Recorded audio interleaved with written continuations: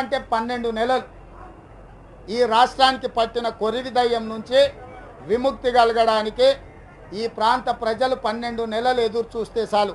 తర్వాత ఈ తెలంగాణకు పట్టిన కొరివి దయ్యాన్ని వదిలించి పొలిమేర్లు దాటి వరకు పారదోలి సమ్మక్క సారలమ్మకు అవసరమైన అభివృద్ధి కోసం ప్రతి సంవత్సరం అవసరం అనుకుంటే 500 నుంచి ఈ 500 కోట్లు ప్రతి సంవత్సరం ప్రతి పండుగకి ప్రతి 2 సంవత్సరాలకు వచ్చే పండుగకి ఈ ప్రాంతాన్ని అభివృద్ధి చేయడానికి 1000 కోట్ల రూపాయలు ప్రత్యేకంగా నిధులు కేటాయించి ఈ ప్రాంతాన్ని అభివృద్ధి చేసే బాధ్యత మాది. నిన్న చూసిన సంతోష్రావు గారు గ్రీన్ ఛాలెంజ్ల సినిమా వాళ్ళని తీసుకెళ్లి చెంగిచెర్ల పార్కును దత్తత తీసుకున్నాడు. చెంగిచెర్ల పార్కు నువ్వు కావాలనే జిహెచ్ఎంసీలో బొచ్చడి నిధులు ఉన్నాయి.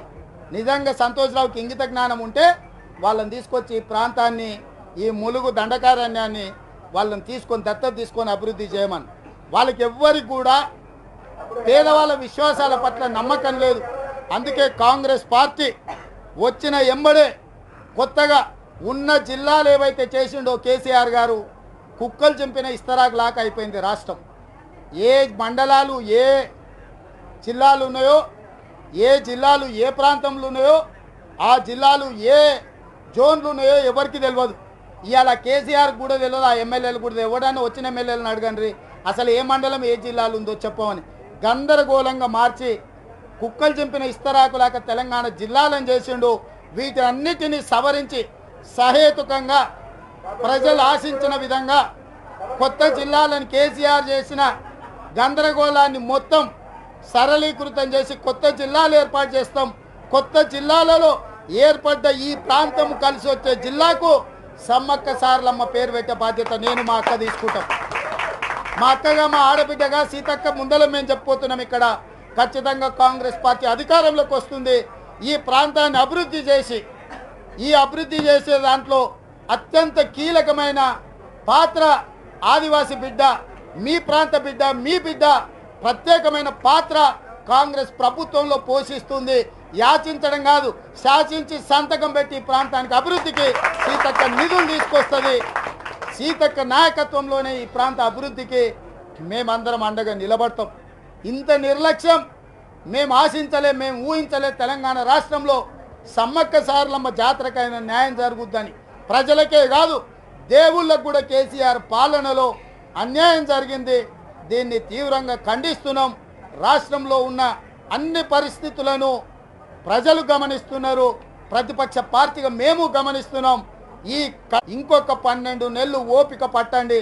12 నెలల తర్వాత సమ్మక్క సారలమ్మ ఆశీర్వాదంతో తెలంగాణలో సోనియమ్మ రాజ్యం వస్తుంది. సోనియమ్మ రాజ్యంలో ఈ ప్రాంతానికి మీ ప్రాంతానికి ప్రాతినిధ్యం వహించే సీతక్కకు ప్రత్యేకమైన గుర్తింపు స్థానం ఉంటుందని చెప్పి మిత్రులందరికీ తెలియజేస్తున్నా. అదేవిధంగా ట్రైబల్ యూనివర్సిటీ అయితే మీకు తెలుసు, ఆంధ్రప్రదేశ్లో యూనివర్సిటీ స్టార్ట్ అయ్యి 2 ఏళ్ళు 3 ఏళ్ళు అయిపోయింది అడ్మిషన్లు. కాబట్టి నేను నిన్నగాక మొన్న పార్లమెంట్లో క్వశ్చన్ ఇచ్చిన మీ పాత్రికేయ మిత్రుల దృష్టికి వచ్చి ఉండొచ్చు. రాష్ట్ర ప్రభుత్వం ఇవ్వాల్సిన భూమి చేయాల్సిన పనులు చేయకపోవడం వల్ల గిరిజన యూనివర్సిటీ ప్రాంతంలో ములుగు ప్రాంతంలో నిర్మించాల్సింది 8 సంవత్సరాలు ఆలస్యమైంది. ఇప్పటికైనా రాష్ట్ర ప్రభుత్వం తక్షణమే ఈ గిరిజన యూనివర్సిటీని ఏర్పాటు చేయడానికి అవసరమైన అన్ని చర్యలు తీసుకోవాలి. మొన్ననే పార్లమెంట్లో ప్రశ్న అడిగితే ప్రభుత్వం స్పష్టంగా సమాధానం ఇచ్చింది పార్లమెంట్లో. రాష్ట్ర ప్రభుత్వం సహకరించకపోవడం వల్లనే గిరిజన యూనివర్సిటీ రాలేదు, ఇవ్వలేదు, పనులు మధ్యలో ఆగి ఉన్నాయని చెప్పి కేంద్ర ప్రభుత్వం చెప్పింది. ఇప్పటికైనా రాష్ట్ర ప్రభుత్వం ఈ ప్రాంత అభివృద్ధికి పాటుపడాలంటే తక్షణమే గిరిజన యూనివర్సిటీకి అవసరమైన అన్ని వసతులు కేంద్ర ప్రభుత్వానికి పంపించాల్సిన అన్ని నివేదికలను పంపించాల్సిందిగా కాంగ్రెస్ పార్టీ డిమాండ్ చేస్తుంది.